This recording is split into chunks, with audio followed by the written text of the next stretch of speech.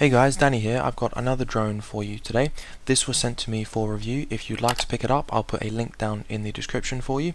Now this drone has several features. It has optical flow positioning, which means it has a downward facing camera which helps keep the drone's position when you're flying, and it also has a forward facing camera. And what's slightly different on this one is you can actually switch between both cameras or have like a split view inside the app, which is really interesting. I'll be showing you that later on when I fly it. It also has altitude hold. It has a 1080p camera. There are three different versions. There's a 720p version and a 4K version, but it's not going to be true 1080p as you'll see later.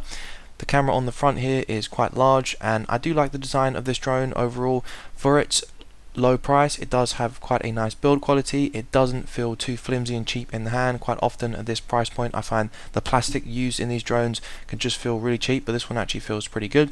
And we have our downward facing camera there on the bottom. On the back we have our battery compartment, which simply clicks into place.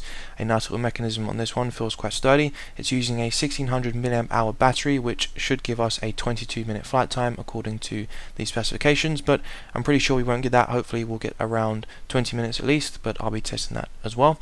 The controller has a really interesting design. It has these little parts on the bottom which fold down, and each one has a spring-loaded system which holds your smartphone in place. Now one problem I can see with this is those of you with quite large phones I think may have an issue with actually putting your phone in this, especially if you're using a case. I was using a Galaxy S7 Edge, and even for me it was quite a tight squeeze, so it's worth bearing in mind. The controller is really nice, the fact that it's fully labelled. You have symbols for most of your options, and you also have actual English labels on the top. The antennas on the top are of course fake, they're not actually real, and overall the controller does feel nice in the hand. The hinges for the brackets on the bottom actually feel pretty good and sturdy. It has an interesting way of turning on. When you take the right hinge down, it will switch on the controller, which is pretty cool.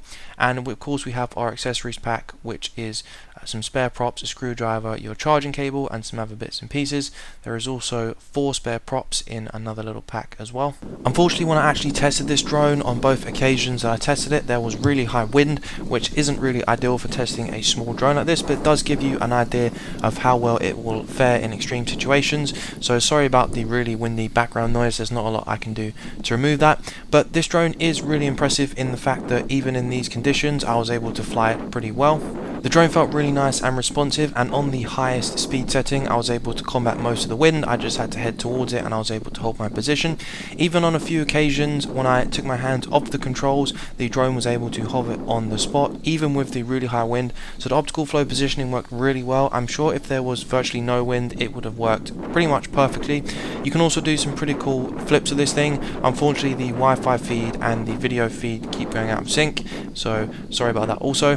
Having the secondary camera that you can switch between is a little bit gimmicky, and I don't think something you're going to use very often. It's a nice feature to have nonetheless, but I don't really think it's very useful. I mean, if you was in a situation where there's not really much wind and you want to switch to the downward facing camera, you can get a shot of yourself while flying the drone directly above you, or you can use the split screen option, which I will show you in a second when I talk about the camera. But I think for where this drone is priced at, it flies perfectly fine and the features that it has work well.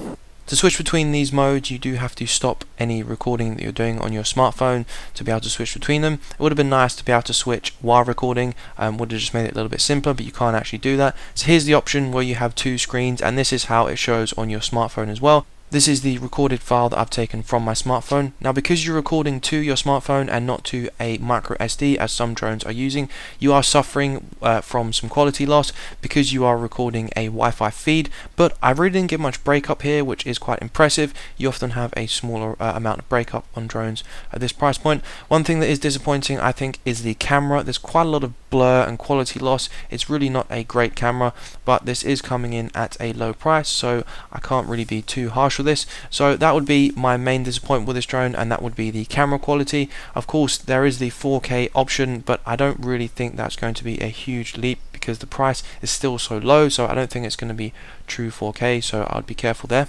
Unfortunately I didn't get the 22-minute flight time promised. I got around 16 to 17 minutes, which still isn't bad for where this drone is at in the market, but it would have been nicer to get a longer flight time. More drones are going this way, and it's definitely nicer to have a longer flying time and a bigger battery. If you are coming in as a beginner and you want a low cost drone to buy, this one really isn't a bad option. It has a solid Wi-Fi feed, the optical flow positioning works really well even when I was flying in crazy wind, so this is a really nice option for those of you who just want to get into the drone scene and try something a little bit new and have a few options you want to play around with. Just bear in mind that the camera isn't going to be the greatest quality. I can give you some recommendations on some better ones. If you would like to pick up this drone, as always, I'll put a link down in the description for you. I really hope you enjoyed the video, guys. If you did, please give it a thumbs up, and if you're new to the channel, please consider subscribing for more videos like this one, and of course I will see you in the next one.